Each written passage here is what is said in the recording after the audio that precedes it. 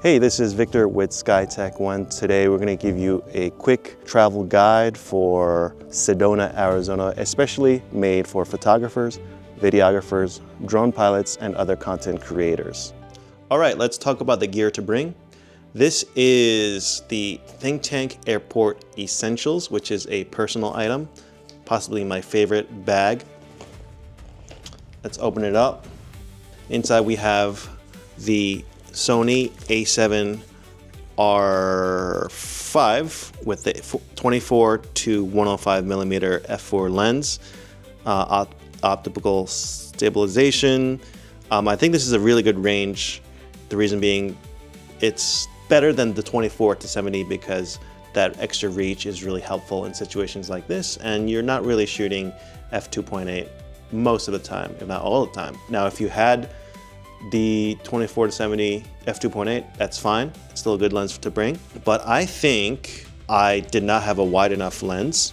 The reason being, I went to Mexico before this trip and I had to bring other cameras and I didn't have enough space for a wider lens. But if I did, I would be bringing something like the 16 to 35 f2.8 G Master by Sony. And this is a full frame lens, and I think it's a good range, especially for those archers. But if I had to choose, I would bring the Laowa 10 to 18 millimeter f4.5 to 5.6 manual focus lens. This is so wide, you'll get that extra reach from 10 to 16 millimeter, and I think it'll be great for when you're in those tight spaces. I think this is more important than going long, such as 200 millimeters. Next, we have the Mavic 3 Cine.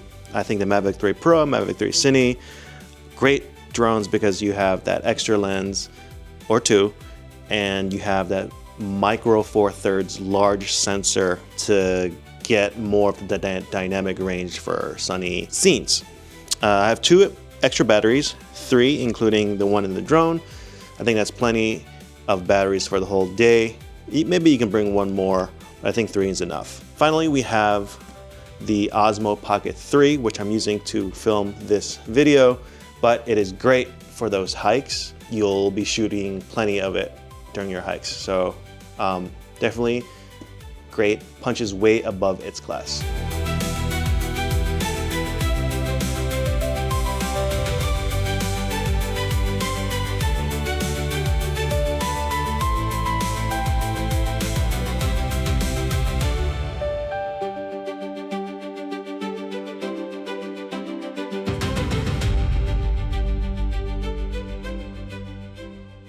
This road is quite rough, and I would recommend a 4-wheel drive if possible, an SUV if possible for extra ground clearance, but that is not required. If you're driving a passenger car, a sedan, then I would recommend that you drive very slow, around 5 to 10 miles an hour, especially if you see like these rocky areas.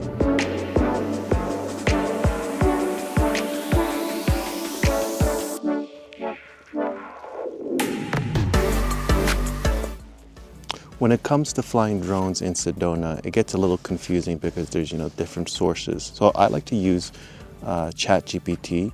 I'll snap a photo of my location, ask if I can fly a drone there. That way I can see if I'm allowed to fly under the rules of more than one body in the area. So when it comes to trailheads, sometimes it is recommended that you don't fly. But if you do fly, check to see if you are not too close to people, if you're not creating too much noise for other hikers and nature enjoyers. So definitely use judgment at trailheads as well. So at Huckabee Trailhead, which is at Schnebley Hill Road, it's a trail. So basically it says, is close to wilderness areas like Munns Mountain Wilderness. Drones cannot be flown within designated wilderness boundaries due to federal regulations. So we're outside of that, but if we fly into it, then we're not allowed to. use FAA regulations, you know what those are, local rules. The Sedona area encourages drone operators to respect noise-sensitive locations like trailheads. So at Crescent Moon Ranch, we were able to get some approval from staff that we are allowed to fly drones here. She said, since there are no weddings, we can fly drones.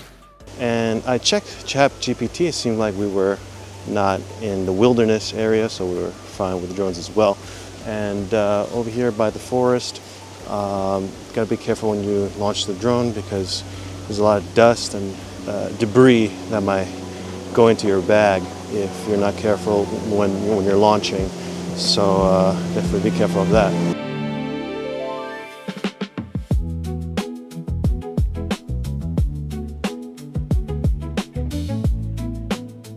So I think Crescent Moon Ranch, in the wintertime, it's not really great for the photos because all the leaves on the trees most of the leaves are gone. And the best time I think to come is probably morning or during late afternoon. As you can see in our photos, the lighting on the mountains were not ideal.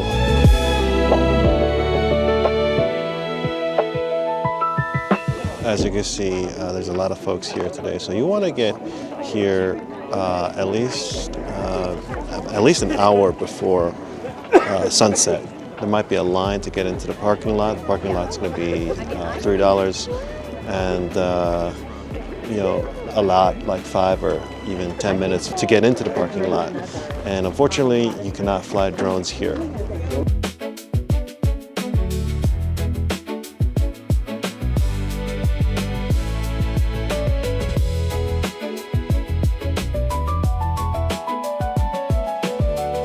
So this is a cloudy day, and the sun is peeking through a little bit.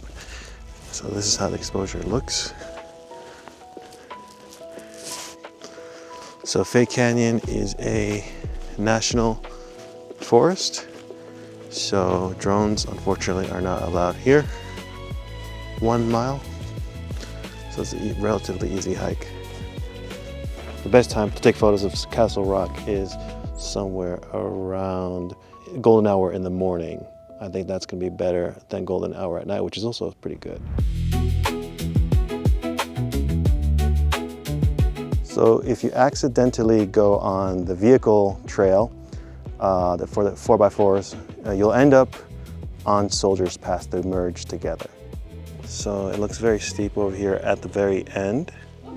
Both routes seem quite the challenge. Someone said they're both level hard.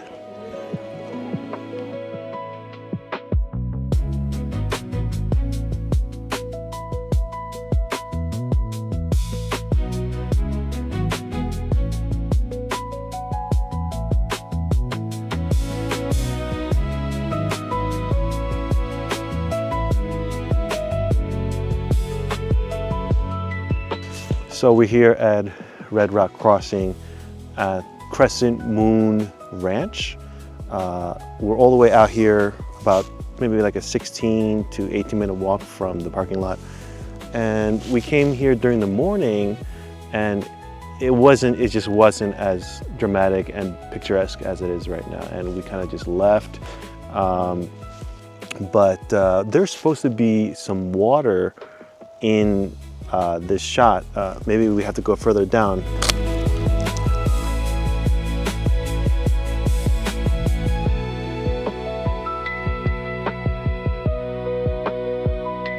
So from what you've seen here and from what I covered in terms of hiking, I've done maybe like a fraction of all different hikes. So if you like hikes, if you like hiking, this is like a paradise for you.